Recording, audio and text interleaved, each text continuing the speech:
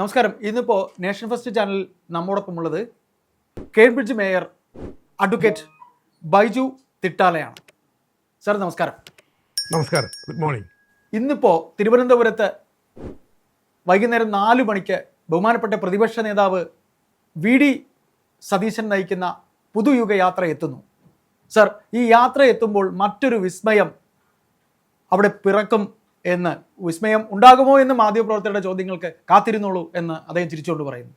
Sir, Kerala സമൂഹം, പൊതുസമൂഹം VD. സതീശനിലൂടെ ഒരു വിസ്മയം പ്രതീക്ഷിക്കുന്ന ഈ അവസരത്തിൽ ഈ യാത്ര ബഹുമാനപ്പെട്ട പ്രതിപക്ഷ നേതാവ്, ഇന്ത്യയുടെ, അതായത് നമ്മുടെ ലോകസഭയിലെ പ്രതിപക്ഷ നേതാവ് രാഹുൽ ഗാന്ധി അവിടെ എത്തുന്നുണ്ട്. അപ്പോൾ രാഹുൽ ഗാന്ധി എത്തുന്ന ഈ ചടങ്ങിൽ സർ നമുക്ക് പ്രതീക്ഷിക്കാമോ ഈ ഭരണം ഇവിടുത്തെ കേരള സമൂഹം ആഗ്രഹിക്കുന്ന പോലെ ഫ്രീ ബീസിൻ്റെ, നമ്മളെ പറ്റിച്ചുകൊണ്ടിരിക്കുന്ന ഫ്രീ ബീസിലൂടെ നിരന്തരം പറ്റിച്ചുകൊണ്ടിരിക്കുന്ന പിണറായി വിജയൻ്റെ ഭരണത്തിനെതിരെ ഒരു മാറ്റം വി.ഡി. സതീശൻ്റെ ഈ യാത്രയിലൂടെ ഉണ്ടാകുമോ? പൊതുയുഗ യാത്രയ്ക്ക് ഫലസമാപ്തി ഉണ്ടാകുമെന്ന് കരുതാം. ഈ വി.ഡി. സതീശൻ കേംബ്രിഡ്ജില് യൂണിവേഴ്സിറ്റിയിൽ ഒരു ടോക്കിന് വന്നിരുന്നു.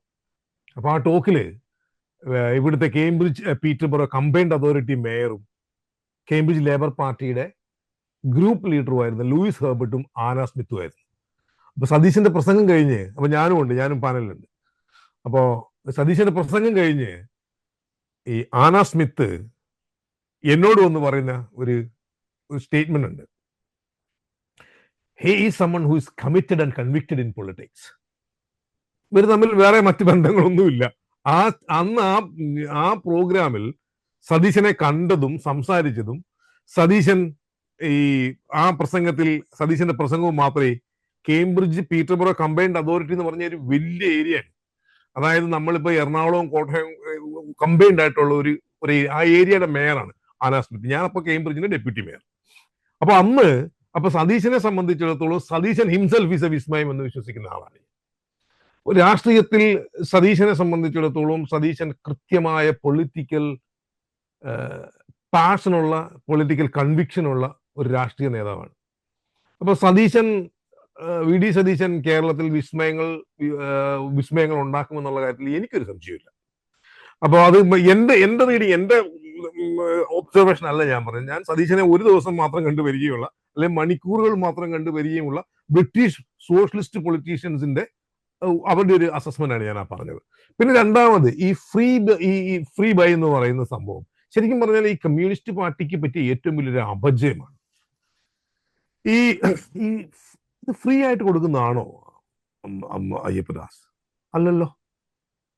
ഇന്ത്യൻ കോൺസ്റ്റിറ്റ്യൂഷൻ ഇത് ശരിക്കും പറഞ്ഞാൽ ജനങ്ങളെ ഈ ഫ്രീ ആയിട്ട് തരുന്നതാണ്, ഫ്രീ ബൈസ് ആണെന്ന് പറയുന്നത് തന്നെ ഈ കോൺസ്റ്റിറ്റ്യൂഷനെ പരിഹസിക്കുന്ന ഒരു പണിയാണ്. ഇത് നമ്മൾ കോൺസ്റ്റിറ്റ്യൂഷനിൽ തൊട്ട് സത്യപ്രതിജ്ഞ ചെയ്യുന്ന ഈ രാഷ്ട്രീയ നേതാക്കന്മാർ കൃത്യമായും ജനങ്ങളുടെ വെൽഫെയർ സംരക്ഷിച്ചു കൊള്ളാം എന്ന് സത്യപ്രതിജ്ഞ ചെയ്യുന്നവർ വന്നിരുന്ന് പറയുകയാണ്, ഞങ്ങൾ നിങ്ങൾക്ക് ഇത് ഫ്രീ ആയിട്ട് തരാമെന്ന്. എത്ര പബ്ലിക്കിനെ ബിലിറ്റിൽ ചെയ്യുന്ന, ബുളി ചെയ്യുന്ന, ഹറാസ് ചെയ്യുന്ന, ഹ്യൂമിലിയേറ്റ് ചെയ്യുന്ന ഒരു സ്റ്റേറ്റ്മെന്റ് ആണ്. ഞങ്ങൾ ഇത് തന്നില്ലേ, ഞങ്ങൾ അത് തന്നില്ലേ എന്ന് ചോദിക്കുന്നത്, ഇത് ഫ്രീ ആയിട്ട് കിട്ടിയില്ലേ എന്ന് ചോദിക്കുന്നത് രാഷ്ട്രീയത്തെ പറ്റി യാതൊരു രാഷ്ട്രബോധവും യാതൊരു രാഷ്ട്രീയവും ഇല്ലാതെ സംസാരിക്കുന്ന ഒരു രാഷ്ട്രീയ നേതാക്കളുടെ പ്രോപ്പഗാണ്ടയാണ്. ഗീബൽസ് പോലും പരാജയപ്പെടുന്ന തരത്തിലുള്ള പ്രോപ്പഗാണ്ടയാണ്. ഇന്നലെ ഏതോ ഒരു ചർച്ചയിൽ ഞാൻ കണ്ടു, ഇപ്പൊ ഈ 2010 ശേഷം കേരളത്തിൽ ലോഡ് ഷെഡിങ് ഉണ്ടായിട്ടേ ഇല്ല. 2022 ലോഡ് ഷെഡിങ് ഉണ്ടായെന്ന് പറഞ്ഞ ആരോ ഏതോ ഒരു ചാനൽ ചർച്ചയിൽ ഞാൻ കണ്ടത്.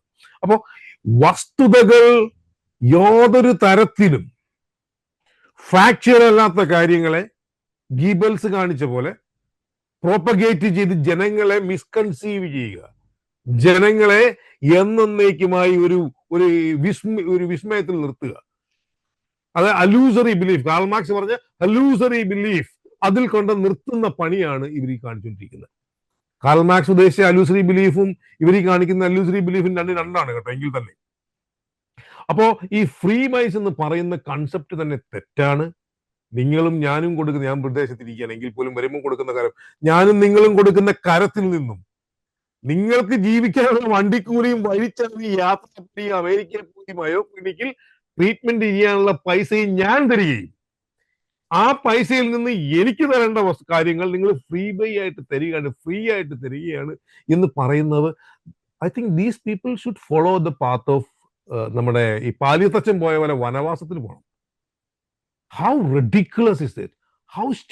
ഇത് ക്രിമിനാലിറ്റി ആണ് എന്ന് വിശ്വസിക്കുന്നതാണ് ഞാൻ. അതായത് you are using my money, public money, and propagating to the people that we are giving it you for free. ഞാൻ വിദേശത്തെങ്കിലും കേൾക്കാത്തൊരു സംഭവമാണ് കേട്ടോ. ഞാൻ താമസിക്കുന്ന ബ്രിട്ടനിൽ public health care, medical care, policing, ഇവിടുത്തെ പബ്ലിക് വെൽഫെയർ സിസ്റ്റം എന്ന് പറയുന്നത് പബ്ലിക്കിന്റെ ഫണ്ടാണ്. അത് ഫ്രീ ബൈ ആന്ന് ഇവിടെയൊന്നും ഒരു രാഷ്ട്രീയക്കാരും പറഞ്ഞു കേട്ടിട്ടില്ല, ഒരു സോഷ്യലിസ്റ്റും പറഞ്ഞിട്ടില്ല, ഒരു ക്യാപിറ്റലിസ്റ്റും പറഞ്ഞിട്ടില്ല, ഒരു കൺസർവേറ്റീവും പറഞ്ഞിട്ടില്ല. ഇതിനെപ്പറ്റി യാതൊരു ധാരണയും ഇല്ലാത്ത കുറെ ആളുകൾ അതായത് ഞാൻ ഏതോ ഏഷ്യനിൽ തന്നെ ഇരിക്കുന്നത്. CPM ഞാൻ കാണുന്നത് ഇറ്റ്സ് എ ലിമിറ്റഡ് കമ്പനി.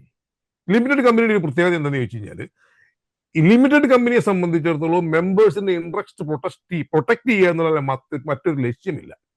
ഇതാണ് നമ്മൾ കണ്ടുകൊണ്ടിരിക്കുന്നത്. അതാണ് ഇപ്പൊ നോക്കിക്കേ, ഈ ഞങ്ങളുടെ അവിടെ ഈ കഴിഞ്ഞ ദിവസങ്ങളിൽ കേരളത്തിലെ മെഡിക്കൽ ആരോഗ്യ മേഖല വിദേശത്തെ കഴിഞ്ഞും ഭയങ്കര സംഭവമാണ് എന്ന് പറഞ്ഞ് ഞങ്ങളുടെ അവിടുത്തെ ഒരു ലോക്കൽ പഞ്ചായത്ത് മെമ്പർ മെസ്സേജ് ഇട്ട്, പുള്ളിയുടെ ഫേസ്ബുക്കിൽ ഉള്ള സോഷ്യൽ മീഡിയയിൽ പുള്ളി മെസ്സേജ് ഇട്ടു. അദ്ദേഹം എനിക്ക് പേഴ്സണൽ ആയിട്ടൊരു മെസ്സേജ് ഇട്ടു, ഞങ്ങളുടെ നാട്ടിലൊരു കുട്ടിക്ക് ക്യാൻസർ ആണ്, അതിന് ഫണ്ട്, ക്യാൻസറിന് മരുന്ന് ചെയ്യാനായിട്ട് മാർഗമില്ല, സഹായിക്കണമെന്ന് പറഞ്ഞ് എന്റെ സുഹൃത്താണ് ഇയാൾ. CPM ഓഫീസ് ബെയറാണ്, ഇലക്ടഡ് റെപ്രസെന്റേറ്റീവ് ആണ്. എനിക്ക് ഇൻബോക്സിൽ മെസ്സേജ് ഇട്ടു തന്നു, ഇയാൾക്ക് തീരെ മേലെ കൊണ്ട് നിങ്ങൾ എന്തെങ്കിലും പൈസ തരണമെന്ന്. സോഷ്യൽ മീഡിയയിൽ പ്രചരിപ്പിക്കുന്നു കേരളത്തിലെ ഈ ആരോഗ്യ മേഖല സൂപ്പർബാണ്. നമ്മളെ പോലുള്ള ആളുകൾ, ലോക്കൽ ആളുകൾക്ക് മേലാഴിക വരുമ്പോൾ നമ്മളെ പോലുള്ള ആളുകളെ വിദേശത്ത് നിന്ന് വിളിക്കുകയാണ് എന്തെങ്കിലും സഹായിക്കണമെന്ന്. ഇതാണ് ഹിപ്പോക്രസി. ഈ ഹിപ്പോക്രസിയിൽ നമ്മുടെ രാജ്യം, നമ്മുടെ നാട് തകർന്നു പോവുകയുള്ളൂ. ഇതിന് ഞാൻ കഴിഞ്ഞ ചർച്ചയിൽ പറഞ്ഞു നിൽക്കുന്നത്, ഈ മാർഗരറ്റ് താച്ചർ കാണിച്ചതാണ് ഇപ്പൊ സഖാവ് ഈ സാക്ഷാൽ പിണറായി, സഖാവെന്നൊന്നും ഞാൻ വിളിക്കില്ല, ഈ സാക്ഷാൽ പിണറായി വിജയൻ ഇപ്പൊ കാണിച്ചുകൊണ്ടിരിക്കുന്നത്. മാർഗരറ്റ് താച്ചർ എന്ന് പറഞ്ഞ ക്യാപിറ്റലിസ്റ്റ് എന്താണോ ചെയ്തത് അതാണ് ഈ സോകോൾഡ് കമ്മ്യൂണിസ്റ്റ് എന്ന് പറയുന്ന ഈ communist CPM director board chairman ആയിരിക്കുന്ന, CEO ആയിരിക്കുന്ന ഈ നമ്മുടെ കേരളത്തിന്റെ മുഖ്യമന്ത്രി ഇപ്പൊ ചെയ്തുകൊണ്ടിരിക്കുന്നത്. അതെന്താന്ന് ചോദിച്ചു കഴിഞ്ഞാല് പബ്ലിക് സെക്ടറിനെ മുഴുവൻ കൊന്നുകളയുകയാണ്, അതുവഴി പ്രൈവറ്റ് സെക്ടർ എവോൾവ് ചെയ്യുകയാണ്. അതാണ് നമ്മളിപ്പോൾ കണ്ടുകൊണ്ടിരിക്കുന്നത്. ആരോഗ്യ മേഖല ഒരു വഴിക്കായി, വിദ്യാഭ്യാസ മേഖല ഒരു വഴിക്കായി, നമ്മുടെ സർക്കാർ ഇൻസ്റ്റിറ്റ്യൂട്ടുകൾ, കോളേജുകൾ, സ്കൂളുകൾ, അവിടെ ഒന്നും പിള്ളേരില്ലാതെയായി. കാരണം youth has lost the faith and trust in A system. അവരെല്ലാം രാജ്യം വിട്ടു. അതുപോലെ പിന്നീട് നമ്മുടെ ഈ school system, medical care, medical profession, അതുപോലെ പോലീസിങ്, ഇത്രയും വേഴ്സായ ഒരു പോലീസിങ്. ഞാൻ ബ്രിട്ടനിൽ ക്രിമിനൽ ലോ പ്രാക്ടീസ് ചെയ്യുന്ന വക്കീലാണ്. ആഴ്ച ഒരു 5 ദിവസമെങ്കിലും ഇവിടുത്തെ സ്റ്റേഷനിലും കോടതിയിലും ഹാജരാകുന്ന വക്കീലാണ് ഞാൻ. ഇത്രയ്ക്കും മോശമായ ഒരു പോലീസിങ് സിസ്റ്റം ലോകത്തുണ്ടാവില്ല. അതിന് പോലീസുകാരെ ഞാൻ ഒരിക്കലും കുറ്റം പറയില്ല. നമ്മുടെ വീണ ജോർജ് പറഞ്ഞ പോലെ, മന്ത്രി പറഞ്ഞ പോലെ സിസ്റ്റമാണ് പ്രശ്നം. ഈ സിസ്റ്റം സെറ്റ് ചെയ്യേണ്ടത് ഇവരുടെ ഉത്തരവാദിത്തമാണ്. ഇവർ ചെയ്യുന്നില്ല. തീർച്ചയായിട്ടും സാർ. അപ്പോൾ സാറ് പറയുന്നത് ഈ പറയുന്ന രീതിയിൽ പൊതുജനത്തിൻ്റെ ഫണ്ട്, സാറിൻ്റെ നികുതി, നമ്മുടെ സാധാരണക്കാരുടെ നികുതി ഇതെടുത്ത് ഫ്രീ ബീസ് കൊടുത്ത് പിണറായി കമ്പനി ഒരിക്കൽ കൂടി പിന്നെ അവർ പറയുന്ന കമ്മ്യൂണിസം എന്ന് പറയുന്നത് വാക്കിലും പ്രവൃത്തിയിൽ എന്താ പറയുക, കമ്മ്യൂണിസം എന്നൊക്കെ പറയുമ്പോൾ ചിലപ്പോൾ പിണറായി വിജയൻ സഖാവ് എന്നൊക്കെ പറയുമ്പോൾ അദ്ദേഹം ഇപ്പോൾ പുച്ഛിച്ച് തള്ളുമായിരിക്കും. അദ്ദേഹത്തിന് ബഹുമാനപ്പെട്ട പിണറായി വിജയൻ എന്ന് തന്നെ പറയണം എന്ന് നമ്മളെ പറഞ്ഞു പഠിപ്പിച്ചു കൂടി ഇരിക്കുകയാണ്. അതുകൊണ്ട് ബഹുമാനപ്പെട്ട മുഖ്യമന്ത്രി പിണറായി വിജയൻ കമ്മ്യൂണിസ്റ്റ് എന്ന് പറയുന്നതോ അല്ലെങ്കിൽ സഖാവ് എന്ന് പറയുന്നതോ അദ്ദേഹത്തിന് ഇപ്പോൾ ഒരു ക്ലീഷയായിരിക്കാം.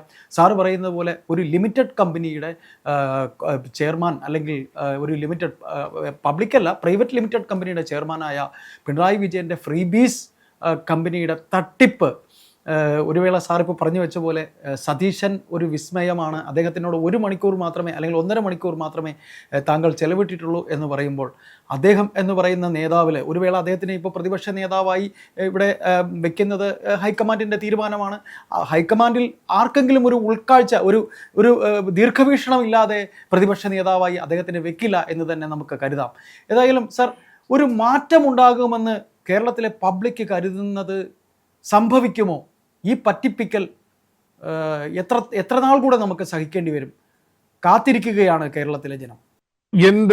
എൻ്റെ ഉറച്ച വിശ്വാസം ഇനി അതായത് ഈ ഇലക്ഷനിൽ there will be a change. അത് നമ്മുടെ വക്കീൽ ജയശങ്കർ പറയുന്ന പോലെ ഏറ്റവും കൂടുതൽ വോട്ട് ചെയ്യുന്ന CPM ആയിരിക്കും. കോൺഗ്രസ് അധികാരത്തിൽ വരാൻ ഏറ്റവും കൂടുതൽ വോട്ട് ചെയ്യുന്ന CPM ആയിരിക്കും. CPM എന്ന് പറയുമ്പോൾ തന്നെ അതിലുള്ള സോഷ്യലിസ്റ്റുകളുണ്ട്. ഇന്ത്യയിൽ ഒരു കമ്മ്യൂണിസ്റ്റും ഇല്ലാന്ന് വിശ്വസിക്കുന്ന ഒരു രാഷ്ട്രീയ വിദ്യാർത്ഥിയാണ് ഞാൻ കേട്ടോ. ഇവർ സീതാറാം യെച്ചൂരിയുടെ മുഖത്ത് നോക്കി എന്റെ വീട്ടിൽ നിന്ന് ഞാൻ പറഞ്ഞിട്ടുണ്ട്, ഇന്ത്യയിലുള്ള ഒറ്റ കമ്മ്യൂണിസ്റ്റ് ഇല്ല. കമ്മ്യൂണിസ്റ്റുകളുടെ മെമ്പർ ആയിരിക്കും. That's A fact. അല്ലാതെ കമ്മ്യൂണിസം എന്ന് പറയുന്ന കമ്മ്യൂണിസ്റ്റായി ആരുമില്ല. ഇവരെല്ലാം കമ്മ്യൂണിസ്റ്റ് വേണ്ട, ഇവരെല്ലാം സോഷ്യലിസ്റ്റ് ആണ്.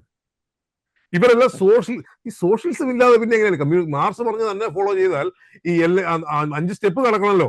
പ്രീമച്വർ കമ്മ്യൂണിസം, അത് കഴിഞ്ഞ് ഫ്യൂഡലിസം, പിന്നെ ക്യാപിറ്റലിസം, സോഷ്യലിസം, പിന്നെ കമ്മ്യൂണിസം.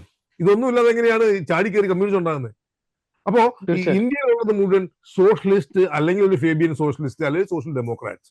ഈ CPM എന്ന് പറഞ്ഞ രാഷ്ട്രീയ പാർട്ടി അതുമല്ല എന്ന് വിശ്വസിക്കുന്ന ആളാണ് ഞാൻ. CPM എന്ന രാഷ്ട്രീയ പാർട്ടി ഇന്ത്യയിൽ നിലനിന്നത്, അല്ലെങ്കിൽ നമ്മുടെ ഈ മൃദുല മുഖർജിയുടെ ഒരു പുസ്തകത്തിൽ ഇന്ത്യ ആഫ്റ്റർ ഇൻഡിപെൻഡൻസിൽ എഴുതിയിരിക്കുന്നത്, CPM എന്ന രാഷ്ട്രീയ പാർട്ടി കോൺഗ്രസിനെ എങ്ങനെ വീക്കാക്കാമെന്നുള്ളത് മാത്രമായിരുന്നു അവരുടെ ചിന്ത. ആ ചിന്തയിലൂടെയാണ് ഇന്ന് നമ്മൾ കാണുന്ന ഈ വർഗീയ ശക്തികൾ അധികാരത്തിൽ വന്നത്. ആദ്യത്തെ ഇന്ത്യയുടെ ഈ ഓപ്പോസിഷൻ ലീഡർ ആകുന്നത് AKG ആണ്. അത് നെഹ്റുവിന്റെ ഇനിഷ്യേഷനിലാണത് ഉണ്ടായിരിക്കുന്നത്. അത് എന്തിനാ നെഹ്റു ചെയ്തറിയോ? അതായത് ഒരു കാരണവശാലും ഇന്ത്യയിൽ വളർന്നു വരുന്ന റൈറ്റ് വിങ്ങേഴ്സ് അല്ലെങ്കിൽ ഫാസിസ്റ്റ് ശക്തികൾ ഒരു കാരണവശാലും അധികാരത്തിന്റെ ശ്രേണിയിൽ വരുന്ന അവരെ മാറ്റി നിർത്തുകയും അതുവഴി സോഷ്യലിസ്റ്റ് ആയിരുന്ന അല്ലെങ്കിൽ കമ്മ്യൂണിസ്റ്റ് പാർട്ടിയുടെ മെമ്പർ ആയിരുന്ന ഈ AKGയെ ഓപ്പോസിഷൻ ലീഡർ ആക്കുക വഴി നെഹ്റു കണ്ടിരുന്നത് ഈ രാജ്യത്തെ ഫാസിസ്റ്റുകളെ മാറ്റി നിർത്തണം. പക്ഷേ നമ്മൾ പിന്നെ കാണുന്നത് ഈ ഫാസിസ്റ്റുകളുടെ കൂടെ ഇവർ തോളോട് തോൾ ചേർന്ന് നടക്കുന്ന കാണുന്നത്. അതന്നെയാണ്. ഇങ്ങനെ ഇവർ ഒന്നിച്ചോടി അവസാനം ഇവരെ പുറകിലാക്കി അവർ ഓടി മുമ്പിൽ കയറി. ഇവർ ധരിച്ചു വെച്ചിരുന്നത് ഈ ഫാസിസ്റ്റുകളെ കൂട്ടി സോഷ്യലിസ്റ്റായ കോൺഗ്രസ് പാർട്ടിയെ അടിച്ചാൽ അവർക്ക് ആ ഗപ്പി എടുക്കാന്ന് അവർ ഓർത്തത്. പക്ഷെ അവരെ കഴിഞ്ഞ് ബുദ്ധിമാന്മാരായിരുന്ന ഇന്ത്യയിലെ ഫാസിസ്റ്റുകൾ, ഇന്ത്യയിലെ റൈറ്റ് വിങ് സംഘപരിവാർ ശക്തികൾ കൃത്യമായി ആ ഗ്യാപ്പ് ഇവരിൽ നിന്നും ഗപ്പ് പിടിച്ചെടുക്കുകയാണ് ചെയ്തത്. ഇവരെ തീർത്ത് കൊണ്ടുവന്ന് ആ ഗപ്പ് പിടിച്ചെടുക്കുകയാണ്. സാർ, ഏതായാലും വിഷയം നമ്മൾ ഒരല്പം നീണ്ടുപോയി സംസാരത്തിൽ. തുടർന്ന് നമുക്ക് മറ്റു വിഷയമായിരിക്കാം. പ്രതികരിച്ചതിൽ നന്ദി. Thank you sir. Thank you.